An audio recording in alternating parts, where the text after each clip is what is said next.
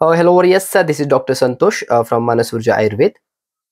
Maharashtra AMO 2024च्या regarding आपल्या सर्वांना माहिती आहे की टोटल 283 जागांसाठी ही ॲड निघालेली आहे. ओके. अकॉर्डिंगली मानस ऊर्जा आयुर्वेदमध्ये टोटल 3 बॅचेस ऑलरेडी सुरू आहेत. परंतु ती बॅचला प्रतिसाद छान मिळाल्यामुळे ती बॅच आता फुल झालेली आहे. सो आपण विद्यार्थ्यांच्या डिमांडनुसार बॅच 4 सुरू करत आहोत. ॲक्च्युअली ही बॅच फास्ट ट्रॅक मोडमध्ये असेल. कारण आपल्या सर्वांना माहिती आहे की आता एक्झाम जवळपास 1-2 महिन्याच्या आसपास होऊ शकते. पॉसिबिलिटी आहे. पुढेही जाऊ शकते, चान्सेस आहेत. थोडी प्रीपोन पण होऊ शकते. बट आपण कुठेतरी फिक्स मध्ये काढणं अपेक्षित असतं. सो अकॉर्डिंगली इथून पुढे 1.5 ते 2 महिने मिळू शकतात. सो 2024ची ही जी बॅच आहे 4 नंबरची बॅच मानस ऊर्जा आयुर्वेदमध्ये, त्याच्यामध्ये आपल्याला आयुर्वेदाचा जो पार्ट आहे जो की 60% कव्हर अप होणार आहे तो, नॅशनल प्रोग्राम्स जो 20% साठी आहे आणि जी म्हणजे MPSCच्या रिलेटेड जी आहे. ॲक्च्युअली जे आयुष जी आहे ते नॅशनल प्रोग्रामच्या अंतर्गत येतच. परंतु जी मध्ये history, geography, polity, economy, current affairs, science ह्या गोष्टी आहेत ज्या 20% साठी आहे. सो थोडक्यात ही जी बॅच असेल, बॅच 4, ऑलरेडी ज्या बाकीच्या बॅचेस आहेत सेम तशाच पद्धतीची असणार आहे, जी कॉम्प्रेहेन्सिव्ह टाईपची असेल.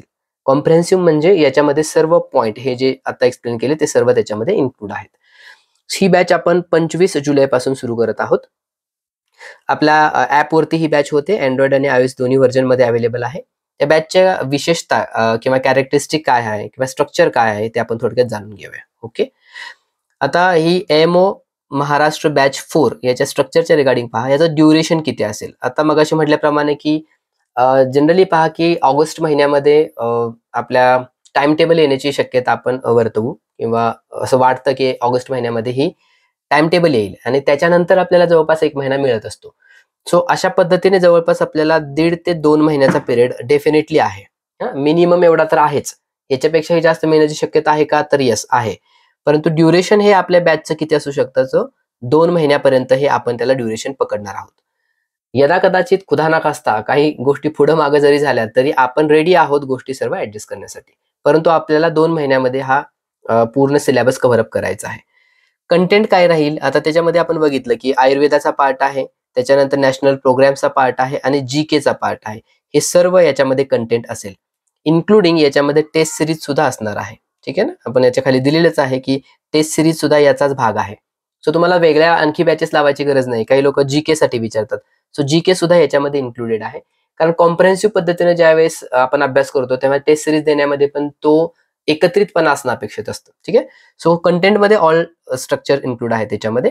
नोट्समध्ये तुम्हाला सॉफ्ट कॉपीज अवेलेबल केलेल्या जातात. अकॉर्डिंगली तुम्ही त्या प्रिंट करू शकता. आता महत्त्वाचं काय की नोट्स भरपूर अवेलेबल आहेत. परंतु आपण लाईव्ह लेक्चरच्या माध्यमातून, लाईव्ह लेक्चर ज्यावेळेस आपण घेतो त्या लेक्चरच्या माध्यमातून आपल्याला आपल्या बॅचसाठी किंवा आपल्या कोर्ससाठी इम्पॉर्टंट काय आहे ते तुम्हाला तिथे दिलं जातं. अदरवाईज अथांग सागर आहे, नोट्स भरपूर आहेत. काय नक्की वाचावं हे कळायला पाहिजे. ते सॉर्टिंग करण्यासाठी आपले लाईव्ह लेक्चर्स पण आपण ठेवतोय. वीकली 2 ते 3 आपले लाईव्ह सेशन्स असतात. आणि रेकॉर्डेड म्हणजे काय की डेली आपण लेक्चर्स 4 ते 5 लेक्चर्स अपलोड करतोय ॲप्लिकेशनवरती. तुम्हाला नोटिफिकेशन येतं आपल्या WhatsApp ग्रुपवरती आणि आफ्टर दॅट तुम्ही तुमच्या टायमिंगनुसार ते ॲक्सेस कधीही करू शकता, किती पण वेळा. कारण हे नक्की आम्हाला माहिती आहे की बऱ्यापैकी मॉब हा आपला जॉब करतोय किंवा प्रॅक्टिस करतोय किंवा हाऊसवाईफ्स आहेत किंवा PG सुरू आहे अकॉर्डिंगली, की त्यांना त्या वेळेमध्ये येणं पॉसिबल नाहीये. परंतु कुठेतरी आपल्याला एक मध्य घ्यावा लागतोय म्हणून आपण लाईव्ह लेक्चरची संख्या 2 ते 3 ठेवतोय आणि बाकीचे रेकॉर्डेड आहेत. लाईव्ह लेक्चर सुद्धा ऐकायला वेळ नसेल तरी देखील आपलं त्याचं रेकॉर्डिंग आपण नेक्स्ट डेला अपलोड करत असतो. ठीक आहे. सो मानस ऊर्जामध्ये पिलर्स कोणकोणते आहेत हे सगळ्यात महत्त्वाची गोष्ट आहे. पहिला पिलर आहे आपले लेक्चर्स. अकॉर्डिंगली आपण लेक्चर्स अपलोड करत असतो. हा खूप महत्त्वाचा पिलर आहे. त्यानुसार तुम्हाला समजतं की नक्की काय वाचावं. ठीक आहे. आणि काही ट्रिक्स पण असतात त्याच्यामध्ये. दुसरा आहे आपले टार्गेट्स.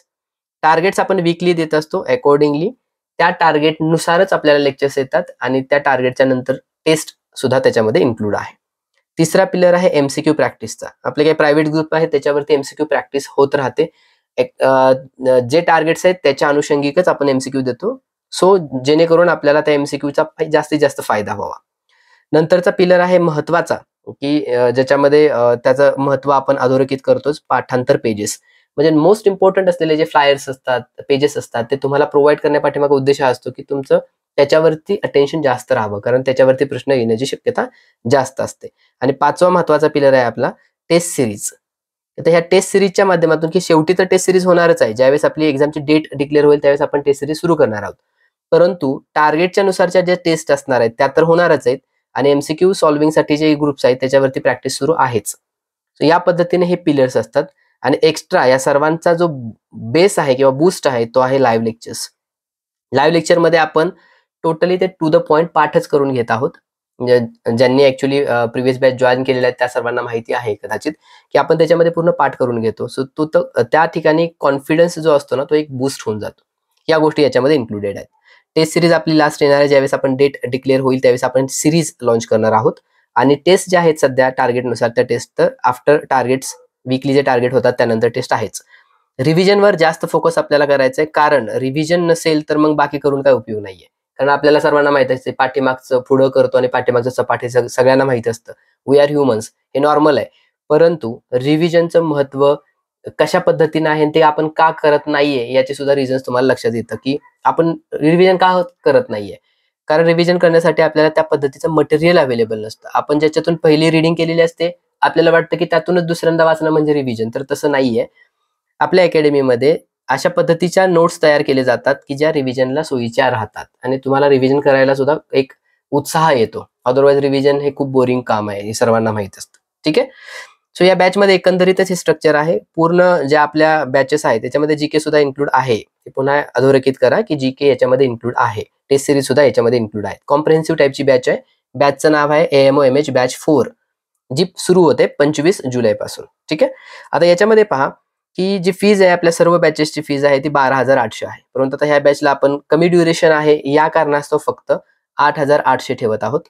आता जनरली ही बॅच लॉन्च करण्यापाठीमागे अजून एक रिझन हे आहे की बऱ्यापैकी लोकांना आता जॉईन झाल्यानंतर एक असं फील होतं की अगोदरची लोक खूप पुढे गेलेले आहेत, मग ते बॅकलॉग कव्हर कसा करायचा, त्याच्यासाठी कशा पद्धतीने प्लॅनिंग करायचं, एक थोडी फिअर असते. सो ती फिअर जावी याच्यासाठी सुद्धा नव्याने सुरुवात व्हावी म्हणून आपण ही बॅच सुरू करत आहोत. ठीक आहे. जे वॉरियर इंटरेस्टेड आहेत त्यांनी आपलं मानस ऊर्जा आयुर्वेदाचं ऍप दोन्ही प्लॅटफॉर्मवर आहे. गुगल प्ले स्टोअरवर पण आहे आणि ऍप स्टोअर पण आहे, iOS आणि अँड्रॉइड. या नंबरवरती तुम्ही व्हॉट्सअप करू शकता आणि या नंबरवरती तुम्ही कॉल करू शकता. या नंबरवर कॉल आणि व्हॉट्सअप दोन्ही सुरू आहे. पहिला मोबाईल नंबरवरती ज्यांना तुम्हाला असं वाटतं की ह्यांना अपेक्षित आहे, तुमचे काही पर्सनल ग्रुप्स असतात त्या ग्रुप्समध्ये पण तुम्ही शेअर करू शकता. अजून काही तुमच्या पर्सनल क्वेरीज असतील तर तुम्ही ह्या नंबरवरती डेफिनेटली कॉल मेसेज करू शकता. ओके.